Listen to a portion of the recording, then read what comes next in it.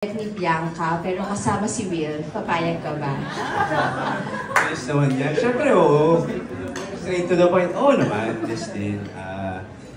Kagaya na sinabi ko kanina, lahat ng opportunities i-grab natin. As long as approved by the management, Sparkle. As long as approved ni Ms. Tracy. And of course, kami kasi ni Will, nag-work na kami together. So, samahan po. Last 2 years ago, I think. And interesting din na mag-work kami ulit. And now, yung question is with Bianca naman. Alam ko marami nag-aabang yan. Yeah, so, tinitake natin yung opportunity niya. At let's see kung ano yung mangyayari. But for now, sabihin ko yes. Will, reaction to that.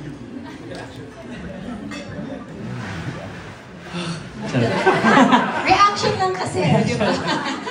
Tama naman. Kasi ako worked with Dustin na rin, ng Bianca. And pareho silang friends ko. And masasabi ko talaga na very, very professional sila. So looking forward talaga na makatrabaho sila. Ulit, ngayon na nakalabas kami dito sa loob ng bahay ni Kuya. And excited ako makita yung pag-grow nila, not just as a person, of course, kundi sa craft nila. And gusto ko rin, of course, ma-share namin together yung ganung, ano ba tawag na? Kasi yung craft na yun, gusto namin may share lahat ng mga. Thank you. For Mika naman, Mika, hello Mika. Yes, for you ba, mabigat ba na responsibility yung title as a big winner? Hi Will, good morning. Good morning po. Natanong si Siklang and she mentioned na you're one of her favorite anak. Ikaw at saka si Sneer. Siguro you wanted to ask for your reaction sa statement niya na yun. Totoo naman po yun. Pero syempre, ang dami po namin anak ni... Ang dami po namin... Ang dami na... Wait lang ha! Nasa video ka tayo niya! Hindi para maging asawa ni Ate Klang ngayon ha.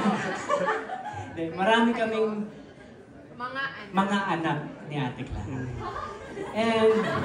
parang mali pa rin po yun. Maraming anak si Ate Klang ngayon, tama.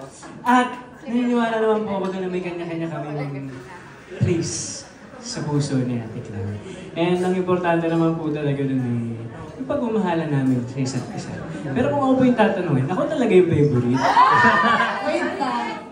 Pero of course, nakakatuwa lang po na madala namin yung relationship na na-build namin sa loob ng bahay dito. And now na nagka-work kami, grabe, sobrang fulfilling kasi pinag-uusapan lang namin sa loob ng bahay yun na what if magka-work tayo, acting ka na. Dati ayaw-ayaw pa ni Ate Klang. Ngayon naging reality na siya. Kaya sobrang nakakataba talaga ng puso na mangyari yung mga what ifs namin sa loob ng bahay. Thank you. And in terms of relationships na nabanggit mo, ano lang yung valuable lesson na natutunan mo in terms of relationship and friendship inside the house? Relationship, siguro is really compromise po yun talaga.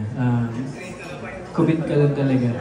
Matuto ka mag-trust kasi hindi mo alam na yung mga tao pala na nasa harap mo, yung iba dyan, talagang tatanggapin ka ng buong buo. Kasi for years, sobrang takot po ako ipakita kayo sa sarili ko. Kagaya ng sinabi ko kanina.